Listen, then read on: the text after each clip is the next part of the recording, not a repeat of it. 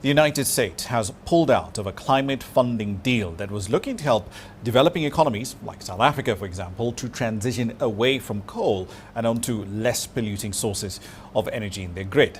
The Just Energy Transition Partnerships consist of ambitious financing deals that were struck between a small group of wealthy countries and emerging economies, including South Africa. The US had pledged $56 million in grants and an additional $1 billion in potential commercial loans. The United States walked away from a major climate deal, expecting South Africa to feel the pressure. Instead, the opposite happened. With $12.8 billion still on the table, South Africa didn't stumble, it recalculated. This wasn't a collapse, it was a turning point. And in the global power game, the United States just gave up more influence than it realized. When the United States stepped away from the climate finance agreement with South Africa, the move was framed in some quarters as a routine policy recalibration. In reality, it was a strategic miscalculation that carries far-reaching consequences for global influence, climate leadership, and geopolitical credibility. Far from weakening South Africa, the United States withdrawal has revealed the limits of pressure politics and accelerated a shift that was already underway. A decisive move by South Africa, and by extension much of Africa, toward resilience, diversified partnerships, and greater economic independence. The climate finance deal was never just about money. It was about influence, trust, and the ability to shape the direction of a fast-changing global energy transition.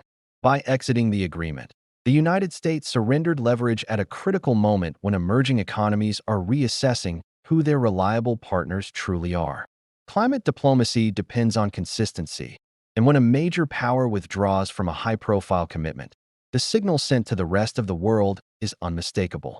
Promises can be reversed, priorities can shift overnight, and long-term cooperation may be sacrificed to short-term domestic calculations. That perception, once established, is difficult to undo. South Africa's response has been measured, strategic, and revealing. Rather than panic or retreat, policymakers in Pretoria have doubled down on a broader vision that sees climate finance as one pillar among many, not the foundation of national development. International climate funding pledges now stand at $12.8 billion, a reduction from earlier expectations. Yet this figure still represents a substantial pool of capital aligned with South Africa's transition goals. More importantly, the reduction has not translated into a loss of agency. South Africa retains control over its policy direction, its energy mix, and the pace of its transition, ensuring that climate action remains aligned with economic growth and social stability. The assumption behind the United States withdrawal appeared to be that reduced funding would translate into reduced influence for South Africa or force policy concessions. That assumption misunderstands the evolving dynamics of the global South. South Africa is not operating in isolation, nor is it dependent on a single source of external financing. The global financial landscape has shifted dramatically, with development banks, regional institutions, private investors, and new bilateral partners playing increasingly significant roles. Climate finance today is multifaceted, competitive, and flexible, and countries with strategic importance can navigate this ecosystem with confidence. Rather than weakening South Africa's position, the United States exit has underscored the country's leverage. South Africa sits at the intersection of global trade routes, regional power markets, and critical mineral supply chains essential for renewable technologies. Its importance in the clean energy transition extends beyond emissions targets to include manufacturing, logistics, and innovation. These structural advantages do not disappear with the withdrawal of a single partner. If anything, they become more visible, attracting interest from a broader range of actors eager to engage on terms that respect national priorities. Across Africa, the implications are even more profound. The United States decision reinforces a growing consensus that reliance on any one external partner carries inherent risks. In response, African nations are accelerating efforts to build internal capacity, strengthen regional cooperation, and diversify economic relationships. Renewable energy projects increasingly involve South-South collaboration, blended finance models, and domestic capital markets. The climate transition is becoming less about dependency and more about strategy, with African governments asserting greater control over how projects are designed, financed, and implemented. The credibility cost for the United States is significant. Climate leadership is not measured solely by rhetoric or ambition, but by follow-through and reliability. When commitments are abandoned, especially in high-visibility agreements, partners take note. This erosion of trust extends beyond climate policy into trade, security, and diplomacy. Countries assessing long-term partnerships weigh consistency heavily, and sudden exits raise questions about the durability of future agreements. In a competitive geopolitical environment, credibility is a form of power, and once diminished, it creates space for others to step in. South Africa's global standing, by contrast, has improved. By absorbing the shock of reduced funding without derailing its transition plans, the country has demonstrated maturity and strategic depth. International observers see a nation capable of adapting to changing circumstances while maintaining its core objectives. This resilience enhances South Africa's negotiating position in future talks, whether on climate, trade, or development finance. Partners are drawn to stability and clarity, and South Africa's calm response sends a powerful message about its long-term trajectory. The reduction to $12.8 billion in pledged climate finance also invites a more nuanced understanding of funding effectiveness. Large headline figures often obscure the realities of implementation, conditionality, and timing. What matters is not only the total amount pledged, but how funds are deployed, under what terms, and with what impact.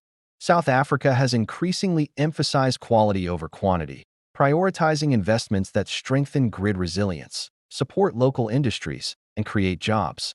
This approach ensures that climate finance contributes to broader development goals rather than creating fragmented or externally driven projects. The United States exit has also catalyzed innovation in financing mechanisms. Green bonds, infrastructure funds, and public-private partnerships are gaining momentum as South Africa explores ways to mobilize domestic and international capital without over-reliance on traditional aid frameworks. These instruments align investor incentives with national priorities, reducing vulnerability to political shifts abroad. Over time, such diversification enhances economic sovereignty and reduces exposure to external policy reversals. Geopolitically, the episode reflects a broader realignment. Emerging powers and regional blocs are increasingly influential in shaping global norms, including climate governance. When the United States steps back, others step forward, not necessarily to replace it, but to fill gaps with alternative models of cooperation. South Africa's engagement with a wider array of partners reflects this multipolar reality, where influence is distributed and negotiation power is shared. In this environment, flexibility and adaptability are assets, and South Africa has demonstrated both. For Africa as a whole, the message is clear. External support can accelerate development, but it cannot be the sole foundation. The climate transition must be rooted in local capacity, regional integration, and long-term planning. The United States withdrawal, while disruptive in the short term, reinforces the urgency of this approach.